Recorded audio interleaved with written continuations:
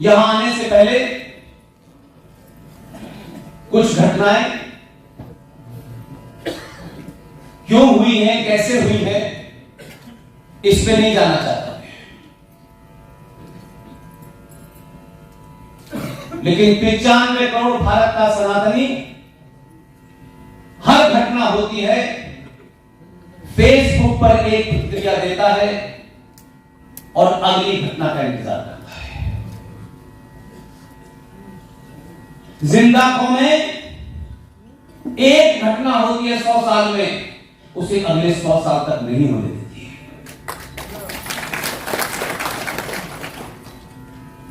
हम घटनाओं को रोज होते देखते हैं।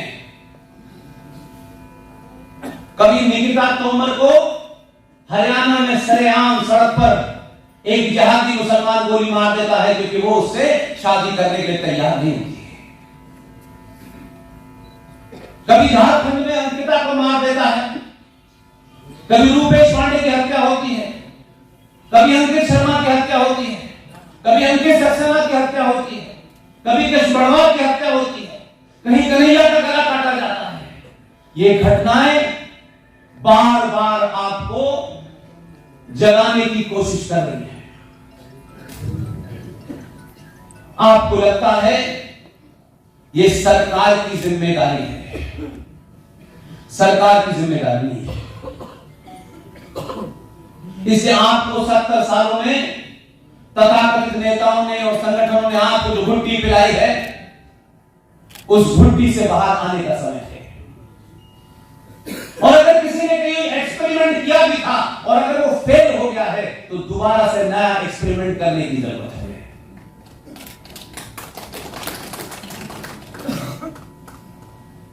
उत्तर प्रदेश में जहां से मैं बोल रहा हूं, मुझे पूरी उम्मीद है कि कुछ बातें जो मुझे उठानी है वो लखनऊ तक पहुंचेगी। और सिर्फ बात पहुंचाना ही मेरा मकसद है और कोई मकसद नहीं है। इसलिए सभागार में कितने ब्राह्मण हैं, कितने ठाकुर हैं, कितने यादव हैं, इसकी गिनती मैंने कभी नहीं की। प्रोग्राम आयोजित करने वालों की जाति क्या है, मुझे उससे कोई फर्क नहीं पड़ता। और हम अगर यह समझते हैं कि 1947 में भारत पैदा हुआ था तो हमसे बड़ा कोई मूर्ख नहीं है। लिहाजा हमने बहुत सारे कुकर्म और कुतर्क किए हैं जिसकी सजा हम भुगत रहे हैं। नहीं जानता कि समाज में बहुत विद्वान लोग जो कभी किसी सत्ता के साथ नहीं रहे, जिनका सत्ता से कोई प्रत्यक्ष अप्रत्यक्ष संबंध नहीं रहा, उन लोगों ने भी कभी रुक करके समाज को सच बोलने की ताकत दी थी। कुछ ऐसा नहीं है कि कोई नया विचार मैं आपको देने वाला। आपने शब्दों के साथ अनर्थ किया, हमारे बुजुर्गों ने किया और खुल्लम खुल्ला किया, और अब वो हमारी आदत में शुमार हो गए हैं। इसलिए हम सही बात सुनना नहीं चाहते हैं, और जो सही बात कहते हैं ये हेट मॉन्गर है, ये समाज में जहर फैला रहा है, ये समाज को तोड़ रहा है। ये हम अपनी कायरता को छुपाने के लिए इस्तेमाल करते हैं। एक कायर और डरपोक समाज तभी डरपोक और कायर बनता है जब उसमें लालच भर जाता है। वो लालच उसको कभी सही नहीं बोलने देता, क्योंकि उसको हमेशा चिंता होती है कि वो सच बोलेगा तो उसके लालच में जो भी कुछ चीज है वो पूरी नहीं होगी और कोई उससे नाराज हो जाएगा। इसलिए दिन भर उठते बैठते जागते चलते फिरते उसको इस बात की चिंता रहती है कि उसका शत्रु जब तक उसको अनुमोदन नहीं करेगा तब तक उसकी समाज में पहचान नहीं होगी। इसे क्या खाना है, कैसे चलना है, धोती पहननी है कि नहीं पहननी है, तिलक लगाना है कि नहीं लगाना है, चोटी बांधनी है कि नहीं बांधनी है, ये सब करते वक्त हम देखते हैं कि समाज में हमने कोई अलग थलग न करते, कोई नाराज न हो जाए कि भाई आप कब से हिंदूवादी हो गए जो तिलक लगाने लगे? आप तो अच्छे खासे लोग थे, आप क्यों तिलक लगाने लगे? और कौन पूछ रहा है आपसे, जिससे कभी आपने नहीं पूछा कि तुम पजामा ऊपर क्या पहनते हो, कुर्ता नीचे क्यों पहनते हो?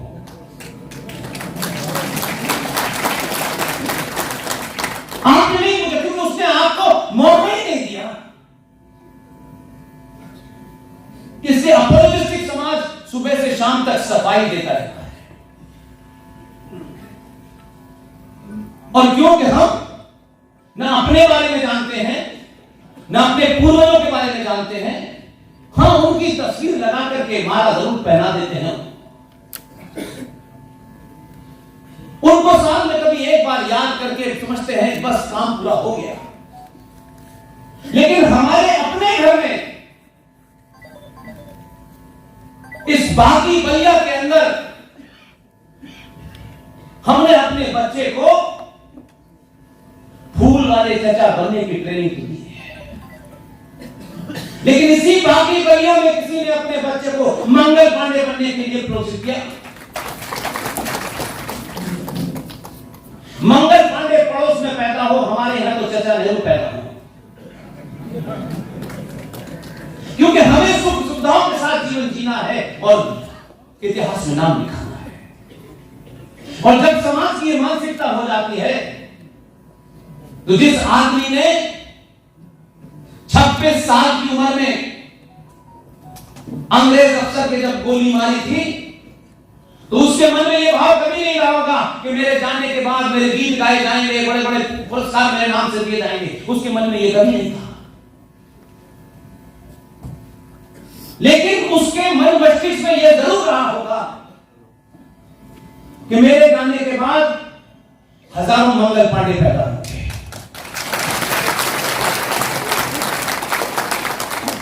लेकिन मुझे तो बड़ा अफसोस है, सुबह जो लोग कुछ मिले उन्होंने उसके घर की उस स्मारक की स्थिति के बारे में बताया। बहुत बुरी हालत है। आप कह सकते हैं कि सरकार का काम है, वो राष्ट्र का हीरो है, सरकार का हीरो नहीं।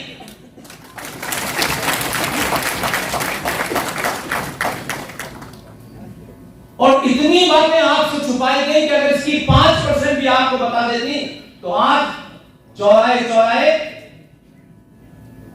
श्रद्धा नाम की बच्ची, आफ्ताब नाम का एक मुसलमान, उससे शादी करके 34 टुकड़ों में काट करके फ्रिज के मुंबई के जंगलों में नहीं फेंका। हम टुकड़े करेंगे, दुखी होंगे और 15 दिन के बाद एक और निकिता और अंकिता होगी। हम गिनती में बहुत हैं, गिनती में तो भीड़ भी बहुत होती है।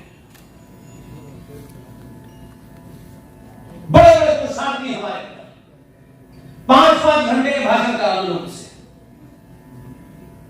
दुनिया के हर चीज को बोलते हैं, लेकिन घर के अंदर दरवाजे के सामने जो चुनौती खड़ी है उसके बारे में बात ही नहीं करते। क्योंकि जब आपके संगठन के, पार्टी के स्वार्थ राज से बड़े हो जाते हैं, उनके मानने वालों की यही दुर्गति होती है। कभी अपने आप से पूछिए कि पार्टियां बड़ी हैं, संगठन बड़े हैं या राष्ट्र बड़ा है? किसी के नाम के आगे पांडे लगा है, किसी के नाम के आगे सिंह लगा है, यादव लगा है, इससे फर्क क्या पड़ने वाला है? इससे मैं जहां जाऊं वहां एक बड़ा जाति का मामला है। लोग पर्चियां देते हैं, इस पे भी बोलिए। मैंने कहा इस पे बोलने के लिए मुझे कुछ बचा है क्या? मुझसे पहले लोगों ने नहीं भेजा क्या? क्या इन कारणों से हम पराधीन नहीं हुए? क्या इन कारणों से हम चौराहे चौराहे नहीं मारे जा रहे? लेकिन ये बीमारी हमारे अंदर से खत्म नहीं होती। भारतीय सनातनी समाज, जिसका इतिहास अनादिकाल से है, जब से ये ब्रह्मांड वजूद में आया हुआ,